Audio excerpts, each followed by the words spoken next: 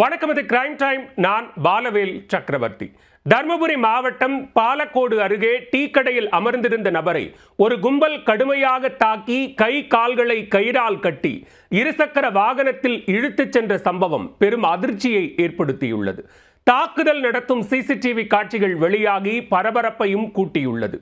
இந்த விவகாரத்தில் போலீசார் எடுத்த நடவடிக்கை என்ன?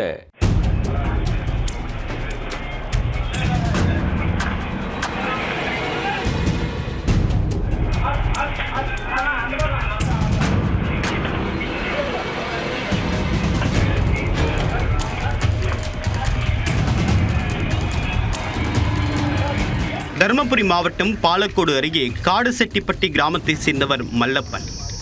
இவருடைய பெற்றோர் மற்றும் சகோதரர்கள் ஒருவர் பின் ஒருவராக உயிரிழந்த நிலையில் லாரி ஓட்டுநராக இருந்த மல்லப்பனுக்கு சற்று மனநல பாதிப்பு ஏற்பட்டுள்ளது.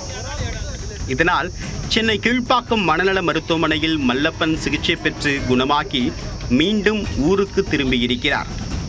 ஊரில் சுற்றி வந்த மல்லப்பன் தன்னுடைய சகோதரன் மனைவியை தவறான பாதைக்கு அழைத்து செல்லக்கூடிய மல்லி என்ற பெண்ணையும் அவருடைய கூட்டாளிகளையும் கண்டித்திருக்கிறார்.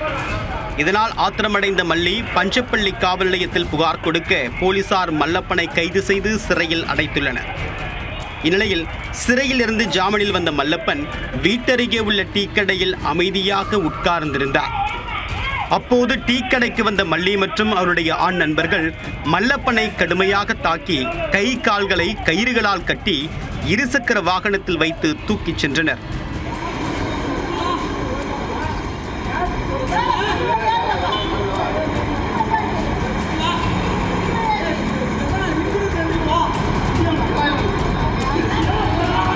பிறகு மல்லப்பனை கிராமத்தின் மைய பகுதியில் உள்ள கோவில் அருகே கம்பத்தில் கட்டி வைத்து மீண்டும் கடுமையாக தாக்கியுள்ளனர்.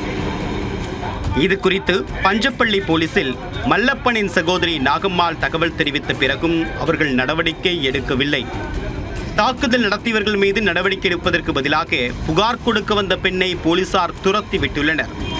அதற்கு பிறகு ஊர் முக்கியஸ்தர்கள் வந்து பேசியதால் மல்லப்பனை அந்த கும்பல் விடுவித்துள்ளது. உடல் முழுவதும் காயமடைந்த மல்லப்பனை அவருடைய சகோதரி நாகம்மாள் மீட்டு பாலக்கோடு அரசு மருத்துவமனைக்கு அழைத்து சென்றுள்ளார். உட்காந்துருந்தப்படியே 7 பேர் சேர்த்து பிடிச்சிட்டாங்க. போட்டு கவுரில் ஃபுல்லாக அடிச்சுட்டு இருக்கிறாங்க. கவுரில் அடிச்சுட்டு கை காலில் கட்டி இந்த ஆட்டுக்குட்டி வச்சுட்டு வராங்களா வண்டியில் முன்னாடி ஸ்கூட்டியில் அப்படி கட்டி மூஞ்சி வந்து கீழே தரைஞ்சினே வருது ரோடுக்கு. யாருமே இல்லை எங்களுக்கு சார் கட்டி போட்டு அடிக்கிறாங்க. எங்களுக்கு கேட்குறதுக்கு ஆள் இல்லை, யாருமே இல்லை.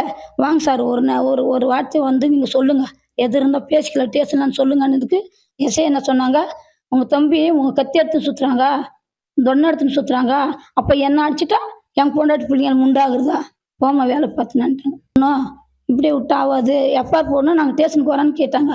எஸ்ஐ இருந்து என்ன சொன்னாங்க, போட முடியாது, என்ன கலெக்டர்கிட்ட போறியா, அவங்க தொன்னை எடுத்துன்னு சுற்றுறாங்க, அவங்க முழு எடுத்துன்னு சுற்றுறாங்க, கலெக்டர்கிட்ட போறேன், நீ போய்க்கோ, போட முடியாதுன்ட்டாங்க.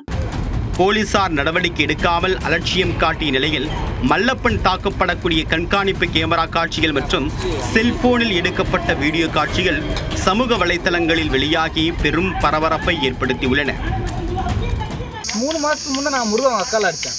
எதுக்கு விபச்சாரம் பண்ற, உனக்கு உடம்புக்குது, உனக்கு நீனும் பொம்பளை பிறந்துக்கிற, உன் உடம்புல எல்லா பார்ட்ஸ் இருக்குது, உன்னை வித்து நீ வியாபாரம் பண்ணி வேண்டியதானே, அடுத்தவங்களை வச்சு எதுக்கு வியாபாரம் பண்றான்னு நான் அடித்தேன். ஐயா என் தம்பி பண்ணிட்டு. ஓ, அது நீங்க கேட்டீங்களா?